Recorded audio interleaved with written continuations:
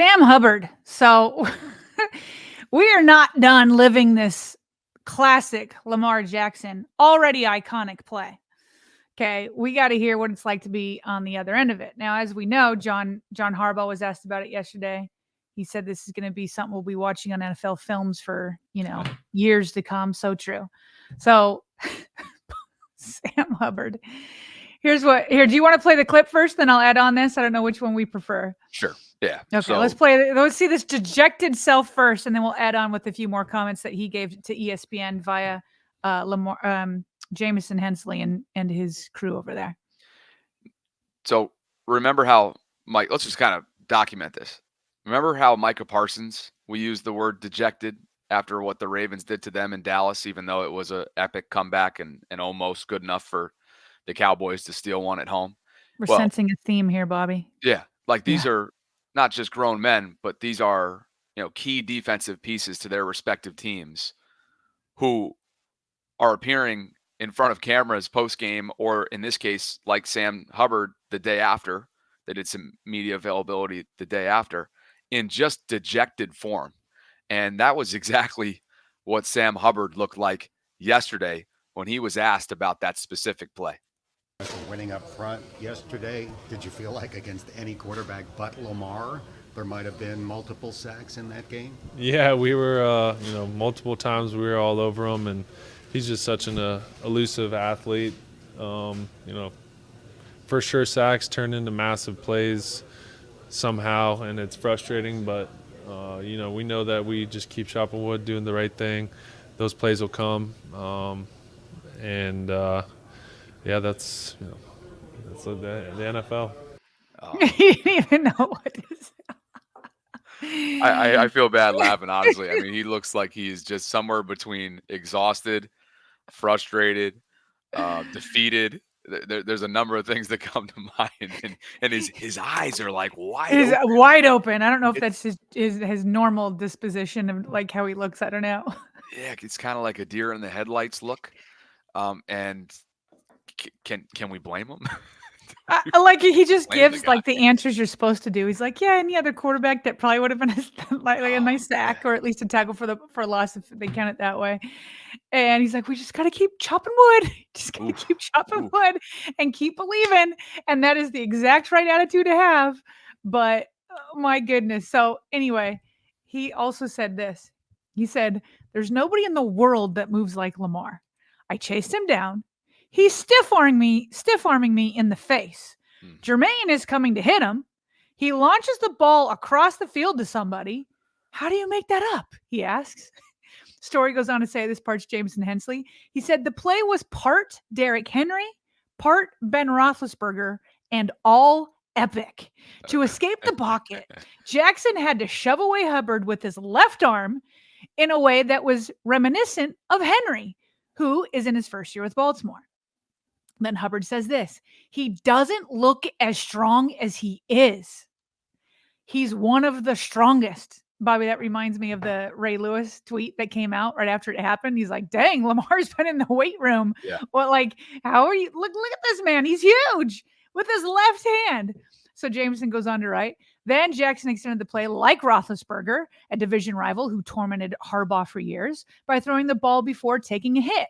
No one has kept pass plays alive more frequently than Jackson. His 6 completions when he's had at least 8 seconds to throw are the most in the league. By the way, 8 seconds is an eternity. I promise you, it's not because offensive lines are blocking that long. Lamar is extending these plays so that he has 8 seconds. It's bananas to be alive for 8 seconds. So anyway, his 6 completions when he's had at least 6 seconds to throw are the most in the league since Jackson was the last pick of the first round in 2018 draft. According to NFL Next Gen stats, the completion probability of Jackson's latest extended touchdown pass was 31.4%.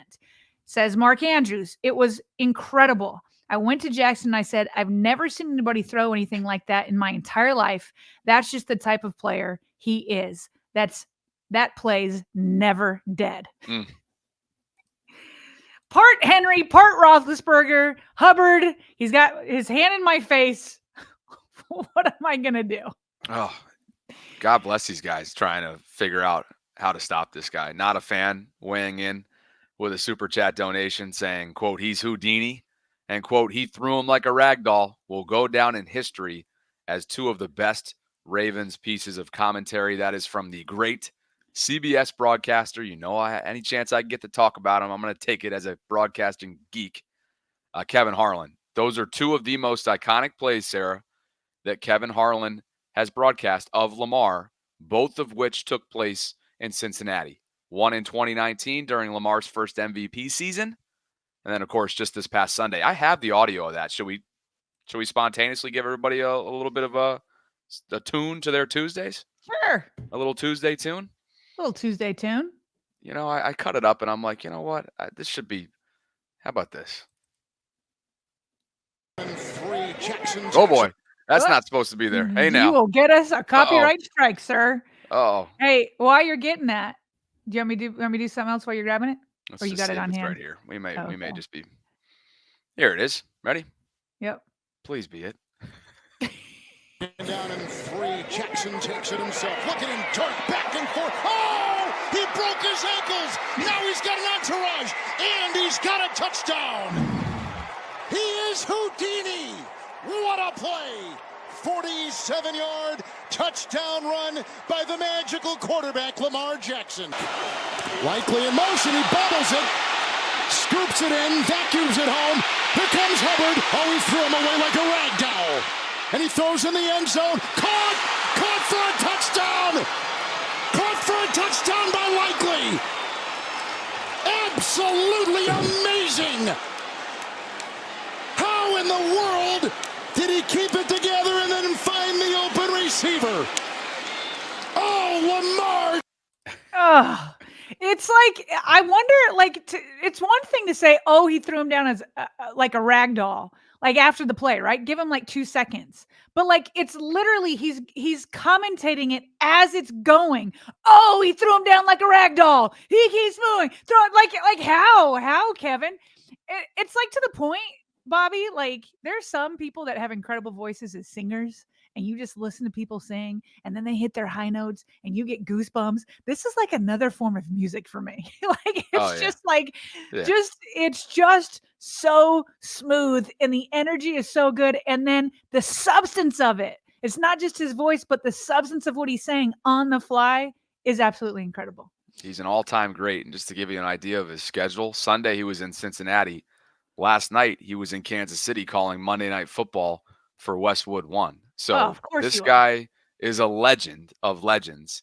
And I hope, selfishly, the Ravens continue to play on CBS for years to come in the AFC Conference, because that means you're going to have a chance to see him and hear him week in and week out. I just want him on all Ravens games. You want to know what makes all of this better, Bobby? I don't know if people saw this.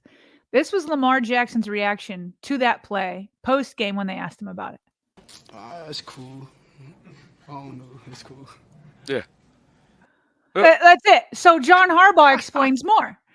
So when John was at the podium yesterday, they're like, what do you think of it? And he's like, oh, it's for sure iconic. And he's like, we're going to be talking about it for years, NFL films, all that kind of stuff. Then he says this, quote, the thing I appreciate about Lamar is that he's not even happy about it. He's mad. Not just not happy, Bobby. He's mad about it because it's not in the playbook that way. It's not the way they drew it up. So he's like, I want it. And so he's ticked off, and I misstated. I think I said after the game, the second bobbled snap, I knew it was on Lamar. The first one I think I had put on Linderbaum. It was Lamar again. It was twice that he kind of missed the snaps, but this one he was able to recover. So he's probably mad at that. Like, he's like, okay, it's cool that I made up for it, but I put myself in that position anyway. This man is fully chasing perfection. Somebody else on Twitter, ML Football, put Lamar Jackson with one of the nastiest head moves you will ever see. By the way, it's the one where like the protection broke down and he's got 2 Browns defenders chasing him. And he starts to run backwards. I'm like, what are you doing? Like, don't run backwards. Like, run forward. Like, salvage the play. But he was like a cartoon. What is that? Like, Roadrunner where he's constantly baiting people into stuff. He baited the defenders to go backwards to get them to turn. He suddenly turns upfield and then is able to get the ball out and almost hits, I think it was Bateman. And so anyway, this Twitter account is highlighting just a nastiest head move to throw off the defenders. Lamar quote retweets that and writes incompletion with a broken heart emoji. So a fan of his replies to him and said, is anything going to make you happy until you get a Super Bowl? And Lamar Jackson replies, nah, 100% emoji. This man is chasing perfection. Chasing perfection. And by the way, one more thing, Bobby, I forgot to point this out. I thought, oh shoot, why am I forgetting his name? NFL Network, he always does the film breakdowns. Baldy. Ryan Baldinger.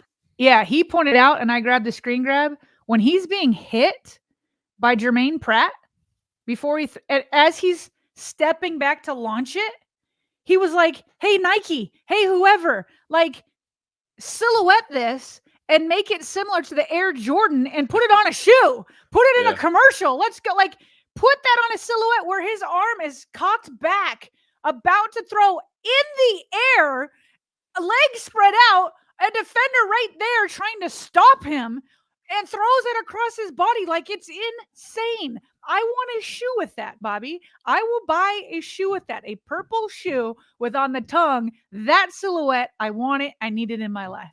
Live chat is so spot on with that. It's like an old-time Derek Jeter throw from shortstop, backhanded, like unbelievable jump and throw type of play. Yeah. And then did you see him dap up the ball boy after, or the staffer that was on the sideline there? Like everybody was giving him flowers for what he just did, because it's not normal at the quarterback position in the slightest.